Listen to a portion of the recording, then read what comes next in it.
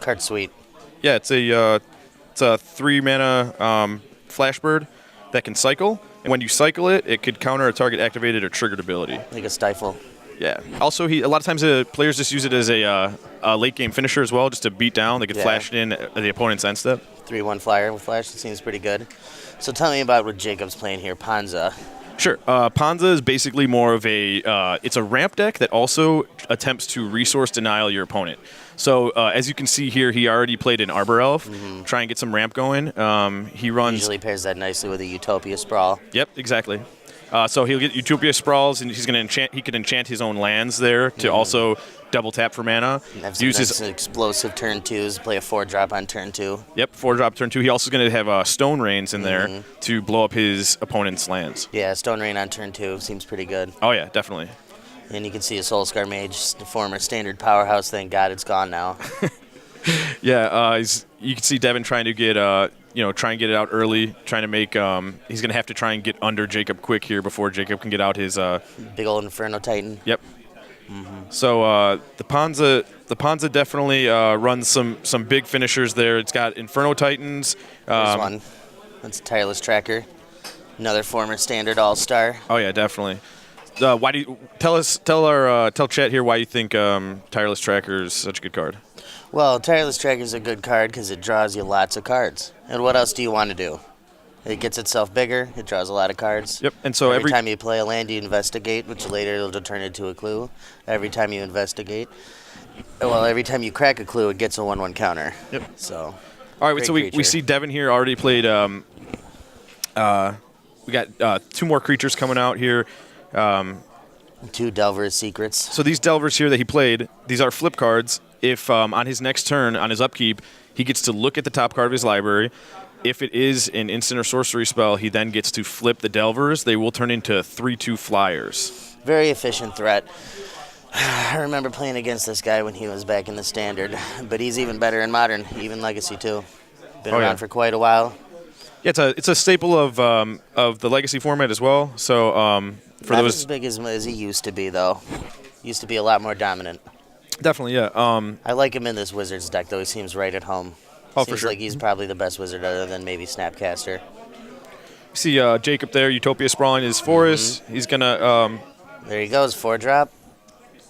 See a Stone Rain. Bloodbraid Elf here, it has Cascade. So he gets to basically, when he casts the Bloodbraid Elf, he's going to be able to look at the top cards of his library until he finds a card with a converted mana cost of 3 or less, and then he gets to choose to cast it for free or not. So you see there, he flipped a Lightning Bolt and chose to kill one of the Delvers. Now he's coming in for 6, going to turn up the heat. Oh yeah, the Bloodbraid Elf has the haste there too, so that's why he's able to attack on this turn. So it appears as if Devin chump blocked with one of the Delvers also. No, he Lightning Bolted it. Oh, he Lightning Bolted. Okay. There. No, Devin took 6. All right, so now we see the Delver Secrets flip because he revealed a Wizard's Lightning. Wizard's Lightning, tell us about that, Tom. It's their 5th through 8th Lightning Bolt in this deck. All their creatures are wizards, so it's going to enable it very well. It's a 3-mana instant, 2 in a red. It costs 2 less if you have a wizard out, I believe, right? Yep. Yeah. And then it's just Lightning Bolt. Yeah, so in this deck, since he runs a lot of wizards in this deck, obviously, he's most of the time just using it as an extra Lightning Bolt. Playing 8 Bolt seems pretty good.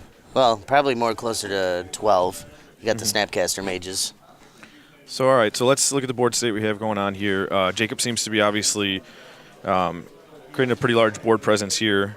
Probably getting ready to cast... He's killing that Mutavault. There's that resource now you were talking about earlier. Oh, Devin's responding there with a newer card. That's out of Guilds of Ravnica. Tell us about that one, Larry. That's Risk Factor. Yeah, so Risk Factor basically uses the old Browbeat effect, which is a card that was early on in Magic considered to be not necessarily a competitive card in Modern because it gives your opponent basically the option of whether or not to let you draw cards or deal 4 damage. However, with this newer card that was just printed in Guilds of Ravnica, It's the same thing, however, it has Jumpstart. So the Jumpstart effect then lets you recast it from your graveyard by discarding a card and paying its original mana cost. So this could be very explosive in the end of a game, putting your opponent in an awkward position of whether or not to let you draw cards or deal 4 damage. Draw 3 feels real bad against red. Oh, yeah. I played against this card very recently against Mono Red and Standard. It put a whooping on me. So it's good to see it in Modern. I wonder if we'll start seeing it more and more. Oh, yeah. I think we will, yeah. Just that flashing it back is so powerful. Yeah, definitely. In Modern also with such low mana costing burn spells available, this is definitely not something somebody wants to let you draw cards with. Having said that, it's on Jacob's turn. He went ahead and attacked. Seems like he's doing pretty good at denying his resources over there. His opponent's on 1 creature and 2 lands. Just a couple of cards in hand. Yep, definitely. I think I see a Chandra maybe in his hand. Either a Chandra or a Titan. I couldn't tell. So what do we need? So what does Devin need to do here to try and get back in this game? He needs to remove this Tireless Tracker before it gets too big, and then he needs to have interaction for whatever big threat Jacob's holding. Okay. If Jacob resolves a Titan this turn, it's probably over. Okay. So we're looking at Devin needing probably some kind of Maybe a mana bolt leak. in hand to respond to a trigger if he can. So He can wait and do it one. Oh, he's got 2 counters on there now. Yeah, it's out of bolt range now, so. Oh, and we're going back to Jacob's turn. This is going to be good. yeah, not looking good for Devin here, but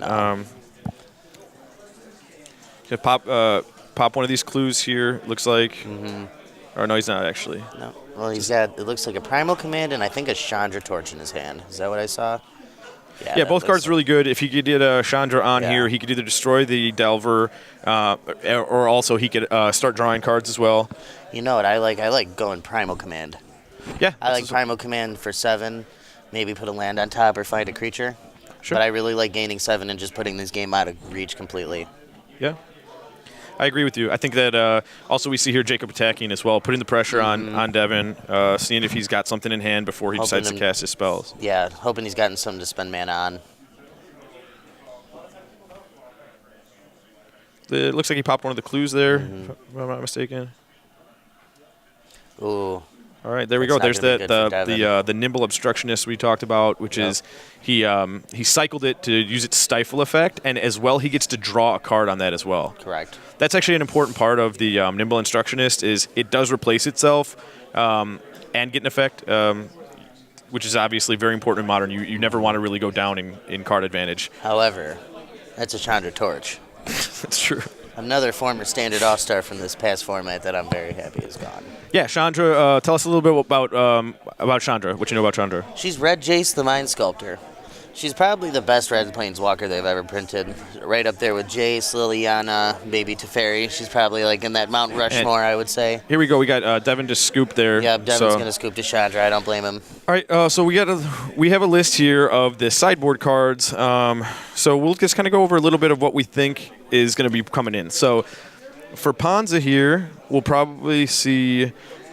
He's got 3 Kitchen Finks. That's probably a good thing maybe to bring in against Wizards. Maybe gain a little bit of life, keep him in the game here. Yeah, so let's go over his full list here first. He's Ponza here for Jacob. We got 2 Trinispheres, 1 Abrade, 2 Relic of Progenitus, 1 Pithing Needle, 3 Kitchen Finks, 1 Bow of Nylea. That's interesting. Oh, yeah, I haven't that is seen a that very one in interesting, boards yeah. before. Seems pretty good. We got 3 Ancient Grudge and 2 Anger of the Gods. What do you like here? The Anger of the Gods for sure. I feel like the Anger of the Gods Seems very good. is definitely important to keep all the Wizards, which are the pressure for Devin early on. So if Devin can't pretty much get early pressure on Jacob, then Jacob should be able to win it every time. So if he sees those Angers, he's going to be happy. You know what I really like in this matchup is Bow of Nylea.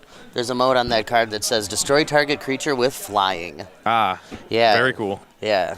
All right, let's go over the Wizards sideboard here. So we got 1 Risk Factor. That's a good one. 2 Okay. Disdainful Strokes, 1 Abrade, 2 Magma Sprays, 2 Izzet Staticaster, 2 Negate, 1 Entrancing Melody, 1 Dispel, 2 Alpine Moons, and 1 Ceremonious Rejection. Yep. I like negates maybe just a little bit just to keep off keep Jacob off some of his larger spells there as well as his land destruction. I like Disdainful Stroke too. Yeah, that's good as well. Yeah, I think he just needs some interaction for those bigger spells. I don't So, like too much else though. Maybe for people in chat that might not know what the Disdainful Stroke is, that's basically a counter spell. It's 1 blue, 1 colorless. It's gonna counterspell anything with converted mana cost 4 or greater. Yeah. So it's a really strong card against anybody that's playing big spells. Correct. Also, the Alpine Moon is interesting. The Alpine Moon is basically it's a single mana Blood Moon style effect where it's basically targeting a single land and then turns that and all the other lands of the same type into a mountain. So it's not gonna hit the entire mana base of your opponent, but it will target a specific land. Yeah, I don't know if I like it in this match specifically. No, but yeah. It might not be. Yeah, probably not in this one, but it is interesting that he's got that in his sideboard as well. So. Yeah, I like it for like Tron and those type of decks. Yeah, Really I remember nice when Jeff made this deck that he had mentioned a few times that he liked it better than having obviously Blood Moon because he was saying cheaper. that. Yeah. All right, so it looks like these guys are getting ready to start game 2 here. Yep, getting ready to start resolving some mulligans. So what do we see? What do we need to see again out of Devin here? So we need to see. We need to see a turn 1 Delver. Okay. Turn 2, probably a counter spell for whatever he's casting. And then really, he has to flip that Delver too very quickly. He needs to apply a lot of pressure and have some good early interaction. If he doesn't do those 2 things, which he did, there's the first part of the checklist, turn 1 Delver. You know, if he has some cheap interaction, couple of counter spells, he can put this one away very quickly. Yep. Jacob here just playing a regular fetch land. This is big here. If this doesn't flip, oh, look at that, and it's a bolt too. That's going to put a lot of pressure on very quickly. Oh, yeah. So he's getting his game plan off to a good start here. Yep, goes in for 3. I feel like he's probably passing, yep. Looks like we got some people in chat here as well. Somebody saying, we. Hello, Miss Claus. Hello, Miss Claus. We, back to you as well. All right, so yeah, so Devin's putting on the pressure here. Already swinging with Delver. 3-2 Delver Secrets on turn 2. Brings back Nightmares. Oh yeah. We also know like he does play Snapcasters in his deck with a bolt in there already in hand. Looks like it's going to be some pretty quick game here. Mm-hmm. If Jacob doesn't start getting something established. Again, like we said, he does have Ancient Grudges as well. Jacob does have Ancient Grudges to try and get him restabilized. So. Ancient Grudge? I see an Abrade in his hand. Yeah, so a Braid, tell us what a Braid does as well. It has 2 modes. It's 1 in a red, destroy target artifact, or to deal 3 damage to target creature. Okay, Instead, we're going to see an opt here from Devin. Going to try and get things set up for next turn. Yeah, so a Braid, was a standard powerhouse the last cycle. Now we're starting to see a lot of it in Modern. It's just very good utility, obviously, because... Here's something interesting. Sorry to interrupt you here, Larry. I like this heads-up play here from Jacob with the fetch land trigger on the stack. He's going to go ahead and Abrade Devin's flip Delver Secrets while he has no mana to use. Excellent. Yep, heads-up play by Jacob there. So tell chat why exactly that is important. It's important because Devin never has a chance to respond with mana then, so he wouldn't be able to, for example, Spell Pierce that Abrade. Like basically he just can't counterspell if he has any type of counterspell interaction. Correct. It solidifies then as well Jacob to be able to kind of not get too far behind early. Yeah. Although I do see 2 Stone Rains hanging out in Jacob's hand. So that could be pretty problematic for Devin here if he's not holding more lands or interaction. Oh, that's a Molten Rain. There we go. So we got a Remand. I'm just going to go ahead and really quick he's going to tell chat what Remand does. So Remand is basically, it's similar to a counterspell. However, instead of just hard countering the opponent's spell, here we have it brought up on the screen as well. Yep, this does return it to the opponent's hand.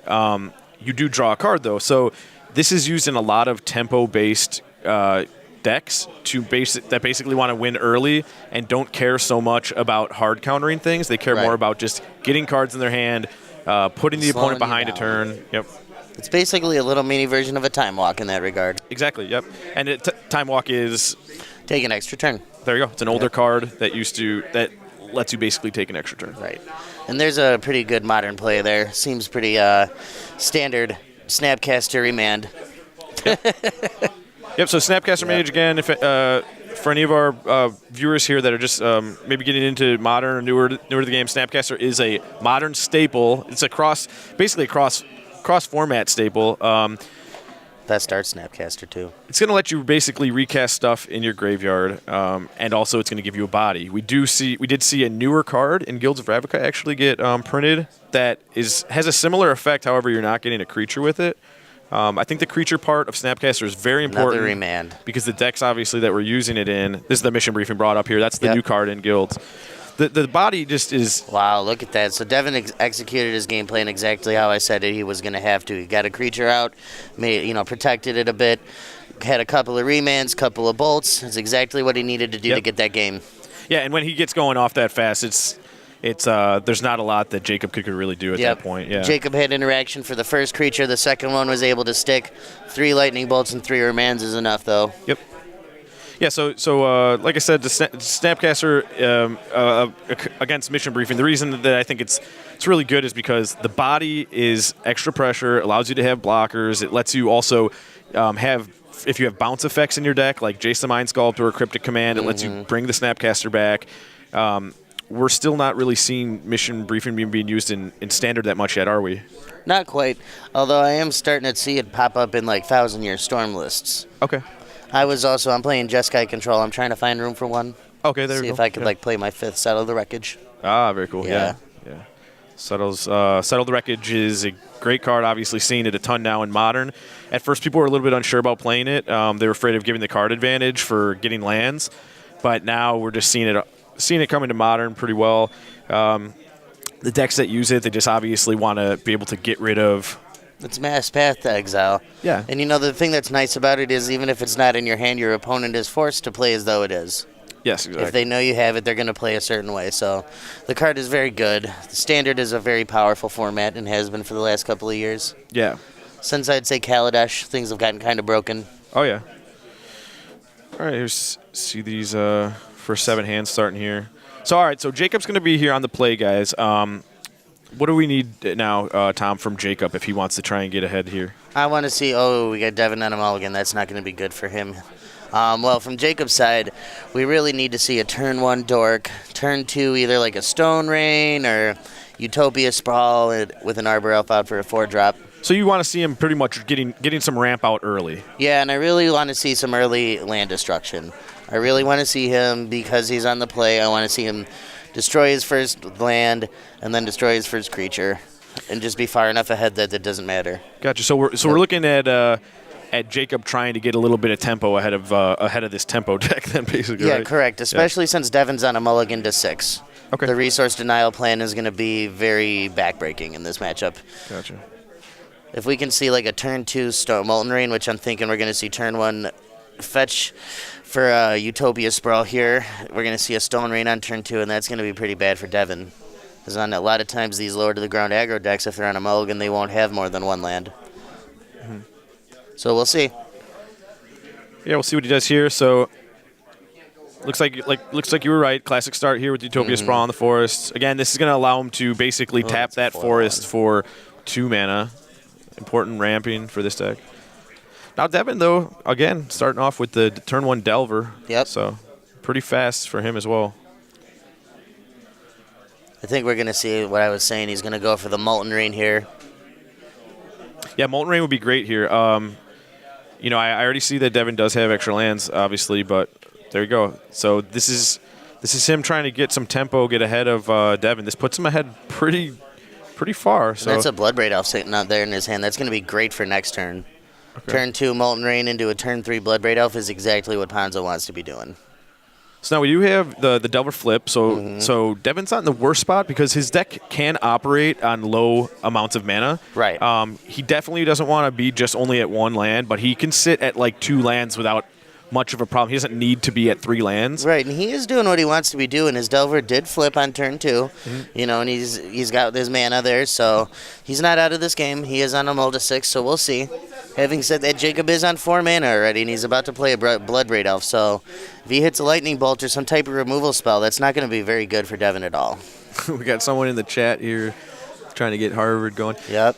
Someone's a big fan Guys, of Havard. Guys, if you're in here. chat now, let us know if you have any questions or just say if you want to say hi, just so we know who's in here. Oh, that's not very good. All right, so we got Bloodbraid coming out. Yep, that's a fetch land. That's why I corrected myself.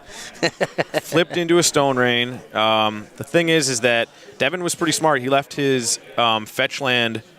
He left his fetch land there unfetched. So now if this Molten Rain does target it, he can respond by cracking the fetch and basically nullifying it will counter the Molten Rain. So if Jacob doesn't cast this, it's just going to go back to the bottom of his library. Sometimes people, it's basically an option for him if he wants it in the graveyard or in the bottom of his library. So Captain Sabin asking where his money is from Devin here. I got you though, buddy. All right, so we saw Devin was forced to fetch here. So bringing out Steam Vents. We got Steam Vents in the last Standard set here, too, as well. So some of the Shocklands brought back into Standards. Nice to bring the price down for modern players. Yeah, it's very nice. I also like the new arts quite a bit. Need them in foil. All right, so what do we got going on here? What's going on? We're at a bit of a parity right now. The top of his deck isn't really going to matter, though, because he's about to play a Stormbreath Dragon, I believe. Okay, if I saw his hand correctly. The Stormbreath Dragon is going to come out and be able to...